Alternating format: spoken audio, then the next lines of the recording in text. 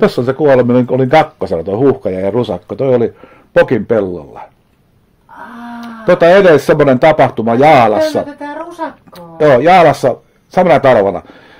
Se on se rankka talvi, kun oli 3 kuukautta pakkasta. Se oli 87, 88, 87 paikkeilla. Ostan. Kun oli 3 kuukautta oli pakkasta. Siis ihan mieletön. Putket jääty meilläkin. Joo, siis 30 oli älyttömän kauan. Niin Jaalassa huuhkaja tappoi rusakon pellolle siinä vanhainkodin, lintutornin ja vanhainkodin puolivälissä. Okei, se oli keskellä peltoa. Huuhkaja oli raahannut sen jäniksen, raahausjälki lumessa, kiven juureen, viisasta, koska varikselle olisi syönyt päivällä sen. Se pani piiloon, se oli raahannut sitten 10 metriä siihen jemmaa. Ja silloin me mietin, mitä me teemme, miten me voi kuvata sitä syömään myöhemmin. Ei ollut mahdollisuuksia. Ei ollut valoa, salamaa minä halunnut käyttää. Piti olla joku muu keino. Ei ollut sähköä, ei ollut valoa. Se oli keskellä peltoa, ei ollut infraa lähellä, ei voinut mitään. Okei, se oli siinä. Sitten minä ajattelin, että ehkä tämä toistuu joskus. Sitten meni kuukausi. Helmikuussa mä olin töissä, kilahti puhelin. Ja Tommiska Vainaa, entinen automyyjä, soitti Pokin pellolta. Sanoi, että aamulla läksin töihin. Suuri ruskea lintu lähti auton takaa lentoon. Ja kun menin katsomaan, niin auton alla oli jänis rusakko, jolla ei ollut päätä. Kiitos. Nyt se tapahtuu. Mikä sanoi Tommiska? No älä siellä sit mieti, minä tulen sinne just vartun vähän. Elikkä nyt se oli siinä. Huuhkaja oli just tappanut rusakon ja ne syö aina jostain helvetin käsittämättömästä syystä pään. Aina ekana pään. Se luisen pää, joka nyt ei mene rikki vaikka autolla ajaisi yli, niin se katoaa aina ekana. Eli me oltiin nyt just siinä jamassa, kun piti. Ja tietenkin työmaalta läksin kuin viiva ja menin sinne. Ja tapasin... Kuuliko oikein läksit työmaalta? Tietenkin. Joo. Ja tapasin sen hepun Tommiskan siinä pihalla. Jänis oli siinä ilman päätä. Se oli selvää, että huuhkaja oli käynyt.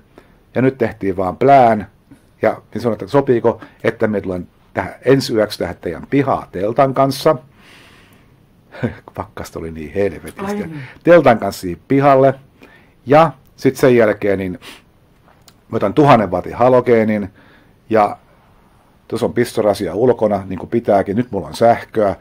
Ja sitten mä otan sen töpselin tähän telttaan. Ja kun se huuhkaja tulee, minä panen sähköt päälle, jolloin valoheittäjä syttyy. Ja sitten huuhkaja tulee valaistua. Niin kuin, ei millään salamalla, vaan tulee vähän sivuvaloa ja tulee valaistua. Okei, näin sovittiin. Minä menin sinne telttaan. Mulla oli vaatteet paljon päällä, tietenkin minä olin siellä teltassa. Valoheittäjä oli asennettu. Rusakko oli pantu siihen lumipenkan päälle näkyviin hyvin aukuttelevasti. Ja minä kyttähin siellä ja huuhkaja tuli. Ja minä sain kuvat. Mutta se oli keinovalo ja mulla oli normaali filmi. Eihän siitä tullut mitään, se oli semmoinen kellertävä väritön paska. Ei siitä tullut mitään. Ei tätä voi käyttää. Mitä nyt? Keinovalofilmiä jostain. Näppäri se ei ollut. Ja se oli silloin sävilä. Joo, sävilä se ei ollut.